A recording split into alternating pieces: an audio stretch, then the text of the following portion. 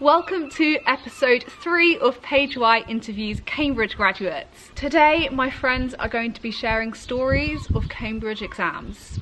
Probably the scariest part of a Cambridge degree. Unfortunately, you do have to be assessed every year while at university. So let's jump right in and see what they have to say.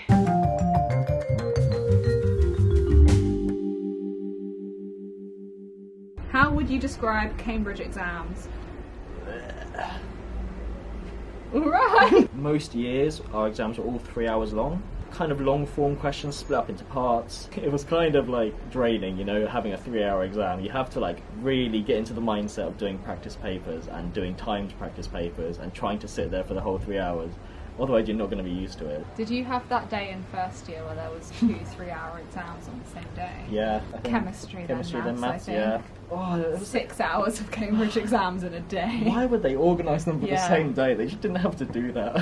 What was your favourite ever exam, Paige? I don't have a favourite exam. Who has a favourite exam? I bet Will has a favourite exam. Will is the most annoying person to come out of an exam with, because I swear even if he hasn't done well, he'll put on this thing of like, oh, that was so easy, and he just doesn't have the sensitivity to like other people who might have done badly, so like he just goes up to people who are like clearly like don't want to talk about it. He's like, oh, what do you do for this question? Cambridge exams I describe in one of two ways.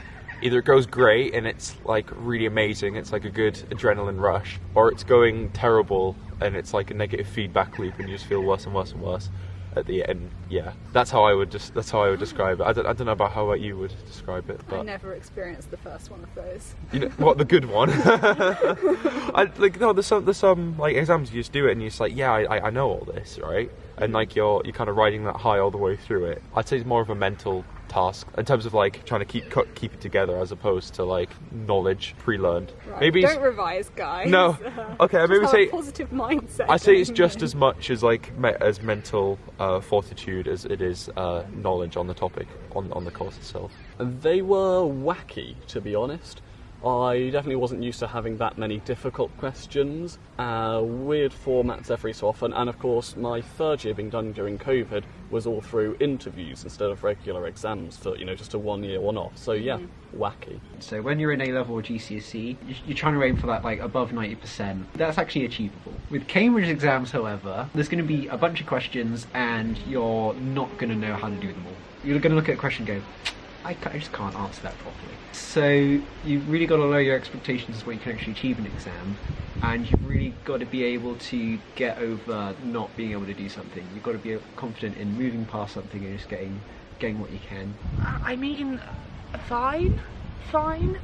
They're not too tricky. Well, they are tricky, but like again with English, they're as hard as you want to make them, because there are like 20 questions and you choose 3. You can do something really broad, or you can go down a really interesting niche. I mean, for English it was more like learning quotes, and that was the bit that was hard and horrible. But the exams themselves, I don't want to say it go as far as fun, because that's not the case, but you do have like new thoughts in an English exam, because you're like thinking about quotes together in a way you haven't before. But then also I did have a disaster in my second year and I literally walked out of one of my exams, so you know, it's a bit of a mix. Very different from A-level. So in A-level you have like lots of shorter questions. With Cambridge exams you mainly do like longer questions, so it kind of gives you the opportunity to get your teeth more into a longer problem. I'd say time pressured, like that's a very key thing in like, especially in all the exams I've done. Like, I've always been really rushed for time in Cambridge exams. Like, I feel like, oh, if I just had 30 more minutes at the end, perhaps I could have got a bunch more marks. In Cambridge exams, like even the very best don't get 90%. Kind of like 70 is really good, and like 60 is perfectly decent. It's definitely takes some getting used to. You kind of have to reposition your frame of mind to realise like these are meant to be a lot harder. You're not meant to get full marks. Like if anyone gets full marks then the examiner didn't do the job right. Ooh, intense. It's kind of a weird one for me because in first year we didn't do proper exams. We did like preliminary exams, which kind of happened at the start of our final term, whereas you guys have proper exams at the very end. So the first ones were intense, but they were chill because I knew the grade didn't count. And then second year is actually the only year where I sat proper exams in a hall, because third year happened and COVID cancelled my final exams. So my only experience of exams in the hall with the time conditions and the invigilators was second year. But it was just like A-levels where you're like spread out and a similar number of people in the hall, maybe more, you kind of can psych yourself out by looking around and being like, oh my god, that person's writing and that person's turning the page already. And you, especially knowing you're in Cambridge and you're all like the best of the best, as they say, like thinking, oh god, like I wonder what they're writing, and you've just got to focus on what you're doing. Did you experience burnout? Yeah, literally every term. By the end of each term, I was just like dead on my feet, a shell of a human powered by caffeine.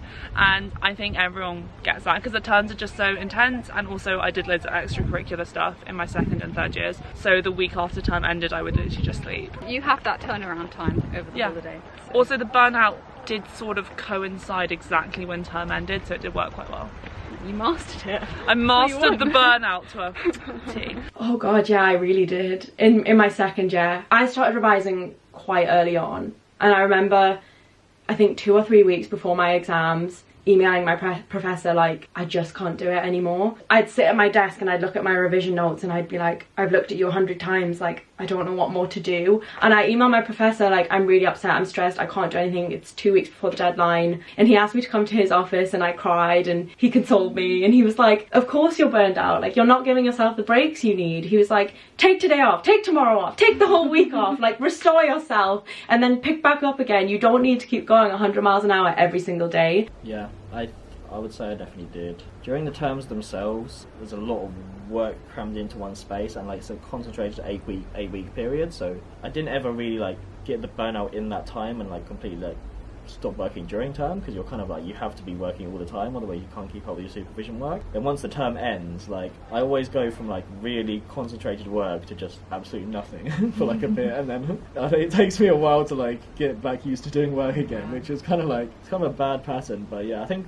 the way that it's all concentrated in such a short term here, I don't think is like particularly healthy for the workload. I think if they had longer terms maybe and there was a little bit more spread out, then you know you'd have more time to like get engaged in like societies and things and do all this sort of stuff. And then yeah, when you're applying for jobs and like, oh, what extracurriculars did you do? And you're like, who has time to be president of the JCSU and things like that? I mean, especially when I've been like working from home, you have to find it really important to like set your own schedule. I think that's the most important thing I found. Like I'd actually physically set reminders like, oh, now is lunchtime, I'm going to go for lunch. Now is time to go for a walk. Now is dinner time. And I think that just helps it, because otherwise you're just going to be overworking yourself, and if you don't have a set schedule, you're going to be experiencing burnout more quickly, I think, than someone does. Oh, I'd say at times, yes, but I kind of was aware of burnout.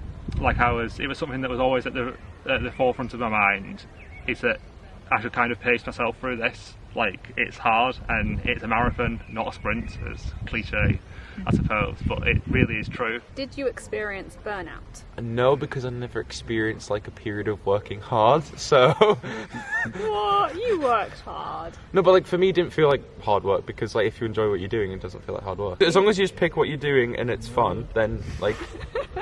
I'm not going to say I worked terribly hard at the stuff I enjoyed, but like I didn't feel burnt out from any time either, because I kind of kept it very consistent. I'd say up to exams, I definitely worked less, like during exam period, because again, it's kind of, you just kind of want to chill down. Yeah, you want to chill down in that kind of phase of the year, so maybe work a little bit less, put in the work a bit earlier in the year. Yes, like my general kind of schedule for each term was I'd arrive, be working very well for the first couple of weeks, then things would start getting more difficult, and around the 6th week of being in Cambridge, I had had enough and was ready to stop doing work. And if you're wondering how I found Cambridge exams, I'm just going to refer you to all of my Cambridge exams vlogs I've filmed over the years. My friends all coped with exams in different ways. Some of us were definitely more chill than others, but I would say that during exam term, we all spent a lot of time in our rooms. Long hours were spent in patch libraries. We're all very conscientious people. On the topic of burnout and 8-week terms, my supervisor once told me that the condensed matter course content that we were learning in the space of 4 weeks was taught over the space of like 3 months at a university they used to teach at. But the Cambridge terms have been this way for a very long time. I was speaking to some 1970s alumni last week, and they were saying that even back then the terms were only 8 weeks long. So I'm not sure if it's going to change anytime soon, but yes, the terms are very short and stressful. Comment below if you've ever experienced burnout and any tips you have for dealing with it. I think we can really help each other out in the comments, as so many of us are still taking exams. And that rounds up episode 3. Please like, subscribe, share with your friends, and we'll see you soon with the next installment.